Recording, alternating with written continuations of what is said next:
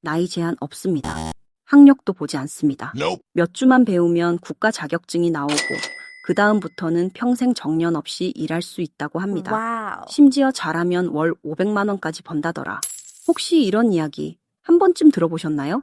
요즘 5060 세대 사이에서 인생 이막 직업으로 가장 많이 입에 오르내리는 직업, 바로 요양보호사입니다. 은퇴를 앞둔 분들, 경력이 끊긴 주부들, 새로운 일을 찾는 중년들이 하나둘 이 직업에 눈을 돌리고 있습니다.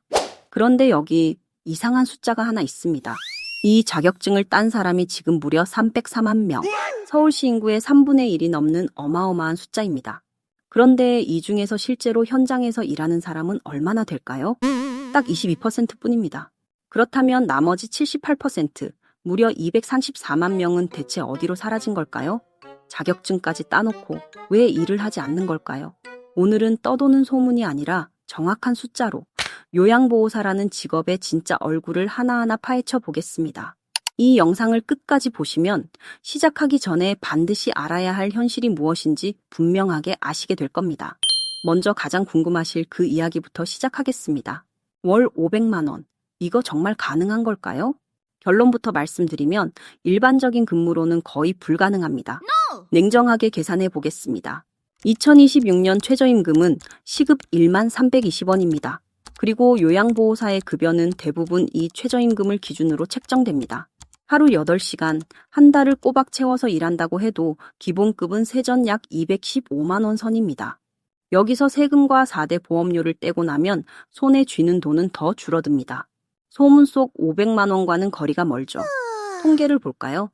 국민건강보험연구원이 요양보호사 25만여 명을 대상으로 조사한 결과 요양시설에서 일하는 분들의 월평균 근로시간은 179시간, 월평균 임금은 203만 원에서 214만 원이었습니다. 방문 요양을 하는 분들은 이보다 더 적어서 근무 시간에 따라 월 107만 원에서 201만 원 사이였습니다. 참고로 같은 시기 우리나라 일반 근로자의 월평균 임금은 396만 원이었습니다. 무슨 뜻일까요? 요양보호사는 보통 사람보다 오히려 더 오래 일하면서 임금은 그 절반 수준을 받고 있다는 겁니다. 고된 노동에 비해 대가가 턱없이 부족한 것이 냉정한 현실입니다. 그렇다면 그 월 500만 원이라는 이야기는 완전히 거짓말일까요? 아닙니다. 분명히 존재합니다. 단, 아주 특별한 조건이 있습니다. 그 이야기는 영상 후반부에 반드시 짚어드릴 테니 끝까지 함께 해주세요. 임금이 이 정도인데도 왜 사람들은 계속 이 직업에 도전하는 걸까요? 이유는 단 하나, 넘쳐나는 수요 때문입니다. 우리나라는 2024년 65세 이상 인구가 전체의 20%를 넘어서면서 초고령 사회에 공식적으로 진입했습니다. 5명 중 1명이 노인인 시대가 된 겁니다. 돌봄이 필요한 어르신은 매년 빠르게 늘어나고 있습니다. 노인 장기 요양보험 수급자는 2022년 101만 명에서 최근 121만 명을 넘어섰습니다. 정부의 전망은 더욱 놀랍습니다. 2043년까지 요양보호사가 지금보다 99만 명이나 더 필요할 것으로 내다봤습니다. 그러니까 이 부분만큼은 과장이 아닙니다. 취업 걱정 없는 직업이라는 말, 진짜입니다. 다른 직종은 나이가 많으면 받아주지 않지만 이 분야는 오히려 나이 든 분들을 필요로 합니다. 일자리는 넘쳐납니다. 문제는 그 일자리의 내용, 그리고 그 안에서 벌어지는 현실이죠. 이제부터가 진짜입니다. 요양보호사의 하루를 한번 들여다보겠습니다. 아침에 출근하면 거동이 불편한 어르신의 식사를 챙기는 것으로 하루가 시작됩니다. 밥을 떠먹여 드리고 약을 챙기고 목욕을 시켜드립니다. 대소변을 가리기 어려운 분들의 기저귀를 갈고 휠체어로 이동을 도와드립니다. 돌봄을 받는 어르신들의 70% 이상이 80세가 넘습니다. 평균 3.5개의 만성질환을 앓고 있고 하루 평균 8개가 넘는 약을 드십니다. 고혈압, 치매, 당뇨, 관절염을 동시에 안고 계신 경우가 대부분입니다.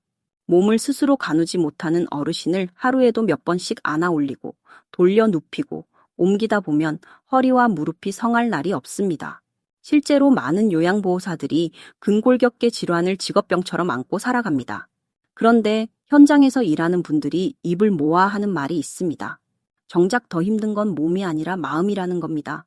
방금 드린 밥을 안 먹었다고 화를 내는 치매 어르신, 같은 질문을 하루에 수십 번 반복하는 어르신, 때로는 이유 없는 폭언이나 거친 행동을 하는 분들도 계십니다. 정성껏 돌봐도 고맙다는 말 한마디 듣기 어려운 날이 많습니다. 감정노동의 강도가 상상 이상인 겁니다. 숫자가 이 모든 걸 증명합니다. 요양보호사의 평균 근속 기간은 단 1년 11개월, 차에 2년을 버티지 못합니다. 이직률은 무려 41%에 달하고 일을 시작한 지 1년에서 2년 사이에 그만두는 비율이 50%에 육박합니다. 2명 중 1명은 초반에 떠난다는 뜻입니다. 몸보다 마음이 먼저 무너지는 겁니다. 사명감만으로 버티기에는 결코 만만한 일이 아닙니다. 자, 이제 처음에 던졌던 그 미스터리로 돌아가 보겠습니다. 자격증을 딴 사람은 304만 명, 그런데 실제로 일하는 사람은 70만 명뿐, 사라진 234만 명, 이들은 대체 어디로 간 걸까요?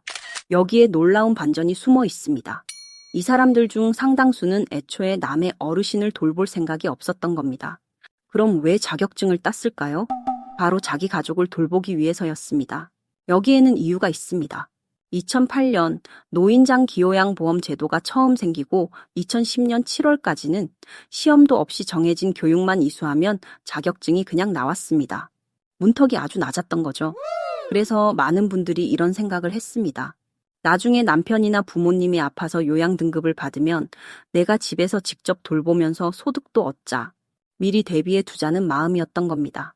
실제로 5년 전에 자격증을 딴 71세의 한 주부는 이렇게 말했습니다. 남편이 아프면 내가 집에서 돌보려고 따놓은 것이지 남의 집에 가서 다른 노인을 돌볼 생각은 없다. 이것이 바로 가족 요양이라는 제도입니다. 요양 등급을 받은 내 가족을 직접 돌보면 나 역시 요양보호사로서 급여를 받을 수 있습니다. 조건에 따라 금액은 달라지지만 대략 월 60만 원에서 90만 원 정도가 지급됩니다. 큰돈이라고는 할 수 없습니다. 하지만 남의 집에서 힘든 감정 노동에 시달리는 대신 내 부모, 내 배우자 곁에서 마음 편히 돌보며 소소하게라도 버는 이 길을 수많은 사람들이 선택한 겁니다. 그래서 통계상으로는 자격증 보유자가 넘쳐나 포화 상태처럼 보이지만 정작 현장에서 뛸 진짜 인력은 늘 부족한 기묘한 상황이 벌어지는 겁니다. 그리고 이 직업에는 또 하나의 씁쓸한 얼굴이 있습니다. 현재 활동하는 요양보호사의 절반이 넘는 50.9%가 60대입니다. 10명 중 7명이 60대 이상입니다. 노인이 노인을 돌보는 시대, 이미 우리 곁에 와 있는 현실입니다. 젊은 사람들은 이 일을 하지 않으려 하고 결국 나이 든 분들이 더 나이 든 분들을 돌보고 있는 겁니다. 이제 계속 미뤄뒀던 그 이야기를 할 차례입니다. 월 500만 원, 정말 방법이 있을까요? 있습니다. 단, 근무자가 아니라 운영자가 되는 길입니다. 바로 제가 방문 요양센터를 직접 차리는 것, 즉 센터장이 되는 겁니다. 방법은 이렇습니다. 요양보호사 자격증에 더해 사회복지사 자격증을 하나 더 취득하면 직접 방문 요양센터를 설립할 수 있는 자격이 생깁니다. 센터장은 직접 몸으로 어르신을 돌보는 것이 아니라 돌봄이 필요한 어르신과 요양보호사를 서로 연결해주고 그 서비스에 대해 국민건강보험공단으로부터 수가를 정산받는 구조로 수입을 얻습니다. 관리하는 수급자가 많아질수록 수입도 함께 커집니다. 센터가 안정적으로 자리를 잡고 잘 운영되면 월 500만 원 이상의 수입도 충분히 가능해집니다. 초기 창업 비용도 대략 1천만 원 안팎으로 다른 업종의 창업에 비하면 진입장벽이 낮은 편입니다. 바로 이 센터장 루트가 소문 속에서 떠돌던 월 500만 원의 진짜 정체입니다. 하지만 여기에도 함정은 분명히 존재합니다. 자격증 보유자가 넘쳐나는 만큼 이미 방문 요양센터도 포화 상태인 지역이 많습니다. 경쟁이 치열하다는 뜻입니다. 그리고 수급자를 꾸준히 확보하지 못하면 임대료와 인건비 같은 운영비만 계속 빠져나가는 적자 구조에 빠질 수도 있습니다. 창업인 이상 달콤한 수익 뒤에는 반드시 리스크가 따라온다는 것을 잊어서는 안 됩니다. 이제 오늘의 이야기를 정리하겠습니다. 요양보호사를 진지하게 고민하고 계신다면 3가지를 꼭 기억하세요. 첫째, 근무 형태를 신중하게 고르십시오. 요양시설 근무, 방문 요양, 주야간보호. 각각 노동 강도와 생활 패턴이 완전히 다릅니다. 자신의 체력과 상황에 맞는 유형을 선택하는 것이 오래 버티는 첫걸음입니다. 둘째, 이직률이 높은 기관은 피하십시오. 사람이 자꾸 그만두는 곳은 반드시 그럴 만한 이유가 있습니다. 면접을 볼 때 이곳 직원들의 평균 근속 기간이 얼마나 되는지 꼭 물어보세요. 그 대답 하나로 그 기관의 분위기를 짐작할 수 있습니다. 셋째, 무엇보다 내 몸과 마음을 먼저 지키십시오. 사명감도 중요하지만 나 자신이 먼저 무너지면 그 누구도 돌볼 수 없습니다. 요양보호사는 결코 장밋빛 직업이 아닙니다. 월 500만 원은 아주 특별한 경우이고 대부분의 현실은 최저임금 수준의 급여와 고된 노동으로 채워져 있습니다. 하지만 분명한 것도 있습니다. 나이가 들어도 경력이 한번 끊겼어도 이 세상 누군가에게는 반드시 필요한 사람이 될 수 있다는 것. 그리고 정년이라는 벽 없이 평생 일할 수 있다는 것. 시작하기 전에 달콤한 소문이 아니라 있는 그대로의 진짜 현실을 정확히 아는 것. 그것이 바로 후회 없는 인생 2막을 여는 가장 단단한 첫걸음입니다. 오늘 영상이 조금이라도 도움이 되셨다면 구독과 좋아요 부탁드립니다. 여러분의 새로운 도전을 진심으로 응원하겠습니다. 다음 편에서 또 다른 진짜 직업 이야기로 찾아뵙겠습니다. 감사합니다.